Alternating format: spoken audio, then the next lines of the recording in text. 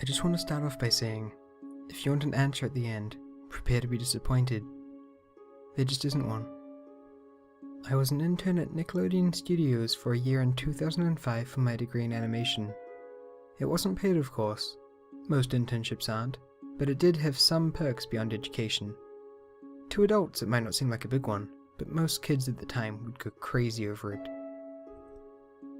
Now, since I worked directly with the editors and animators, I got to view the new episodes days before they aired. I'll get right to it without giving too many unnecessary details. They had very recently made the SpongeBob movie, and the entire staff was somewhat sapped of creativity, so it took them longer to start up the season. But the delay lasted longer for more upsetting reasons. There was a problem with the Series 4 premiere that set everyone and everything back for several months. Me and two other interns were in the editing room, along with the lead animators and sound editors for the final cut. We received the copy that was supposed to be fair of a Krabby Patty and gathered around the screen to watch.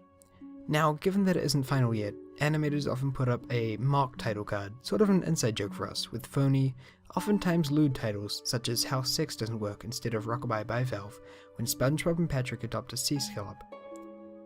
Nothing particularly funny, but work-related chuckles. So when we saw the title card Squidward's Suicide, we didn't think it more than a morbid joke. One of the interns did a small throat laugh at it. The happy-go-lucky music plays as normal, and the story began with Squidward practicing his clarinet, hitting a few sour notes like normal. We hear SpongeBob laughing outside, and Squidward stops, yelling at him to keep it down as he has a concert that night and needs to practice. SpongeBob says okay and goes to see Sandy with Patrick. The bubble splash screen comes up, and we see the ending of Squidward's concert. This is when things began to seem off. While playing, a few frames repeat themselves, but the sound doesn't.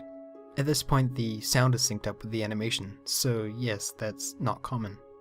But when he stops playing, the sound finishes as if the skip never happened. There is slight murmuring in the crowd before they begin to boo him. Not normal cartoon booing that is common in the show, but you could very clearly hear malice in it. Squidward is in full frame and looks visibly afraid. The shot goes to the crowd, with SpongeBob in center frame, and he too is booing, very much unlike him. That isn't the oddest thing though. What is odd is everyone had hyper-realistic eyes, very detailed. Clearly not shots of real people's eyes, but something a bit more real than CGI. The pupils were red. Some of us looked at each other, obviously confused, but since we weren't the writers, we didn't question its appeal to children yet.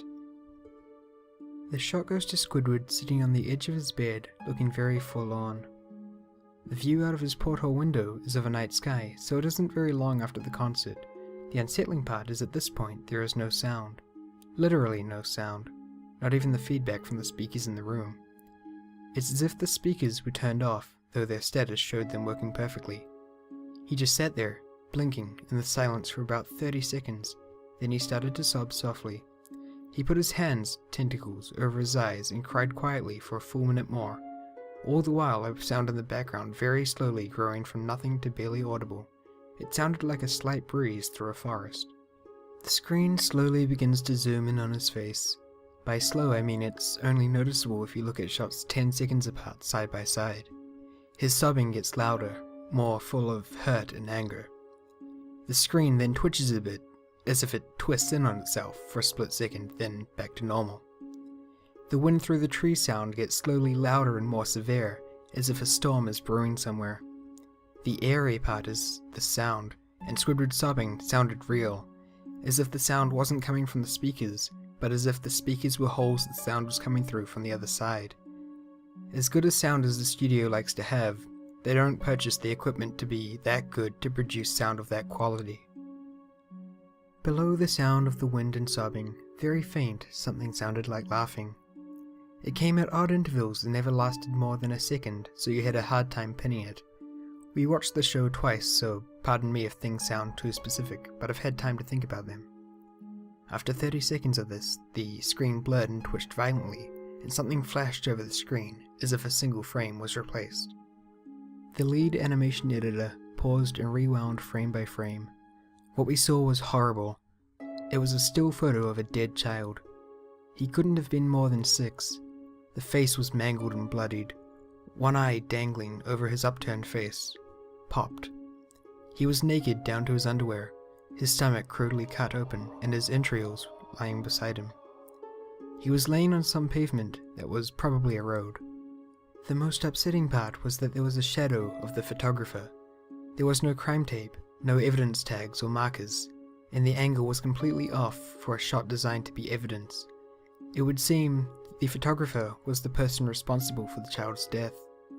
We were of course mortified, but pressed on, hoping that it was just a sick joke. The screen flipped back to Squidward, still sobbing, louder than before, and half body in frame. There was now what appeared to be blood running down his face from his eyes. The blood was also done in a hyper-realistic style, looking as if you touched it, you would get blood on your fingers. The wind sounded now as if it were that of a gale blowing through the forest. There were even snapping sounds of branches. The laughing, a deep baritone, lasting at longer intervals and coming more frequently. After about 20 seconds, the screen again twisted and showed a single frame photo. The editor was reluctant to go back. We all were, but he knew he had to. This time the photo was that of what appeared to be a little girl, no older than the first child. She was laying on her stomach, her barrettes in a pool of blood next to her. Her left eye was too popped out and popped, naked except for underpants. Her entrails were piled on top of her, above another crude cut along her back. Again the body was on the street, and the photographer's shadow was visible, very similar in size and shape to the first. I had to choke back vomit, and one intern, the only female in the room, ran out. The show resumed. About 5 seconds after the second photo played, Squidward went silent, as did all sound, like it was when the scene started. He put his tentacles down, and his eyes were now done in hyperrealism like the others were in the beginning of this episode. They were bleeding, bloodshot, and pulsating. He just stared at the screen, as if watching the viewer.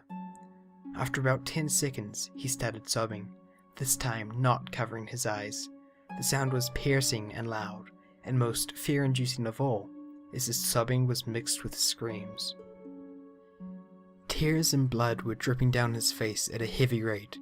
The wind sound came back, and so did the deep-voiced laughing, and this time the still photo lasted for a good 5 frames. The animator was able to stop it on the 4th and backed up. This time the photo was of a boy, about the same age, but this time the scene was different. The entrails were just being pulled out from a stomach wound by a large hand, the right eye popped and dangling, blood trickling down it. The animator proceeded. It was hard to believe, but the next one was different, but we couldn't tell what. He went on to the next, same thing. He went back to the first and played them quicker, and I lost it. I vomited on the floor, the animating and sound editors gasping at the screen. The 5 frames were not as if they were 5 different photos. They were played out as if they were frames from a video. We saw the hand slowly lift out the guts. We saw the kid's eyes focus on it, and we even saw 2 frames of the kid beginning to blink. The lead sound editor told us to stop. He had to call on the creator to see this. Mr. Hillenberg arrived within about 15 minutes. He was confused as to why he was called down here, so the editor just continued the episode. Once the few frames were shown, all screaming, all sound again stopped. Squidward was just staring at the viewer, full frame of the face, for about 3 seconds. The shot quickly panned out, and that deep voice said, "Do it," and we see in Squidward's hand a shotgun. He immediately puts the gun in his mouth and pulls the trigger. Realistic blood and brain matter splatters the wall behind him in his bed, and he flies back with the force. The last 5 seconds of this episode show his body on the bed, on his side, one eye dangling on what's left of his head above the floor, staring blankly at it. Then the episode ends. Mr. Hillenberg is obviously angry at this. He demanded to know what the heck was going on. Most people left the room at this point, so it was just a handful of us to watch it again. Viewing the episode twice only served to imprint the entirety of it in my mind and cause me horrible nightmares. I'm sorry I stayed. The only theory we could think of was the file was edited by someone in the chain from the drawing studio to here.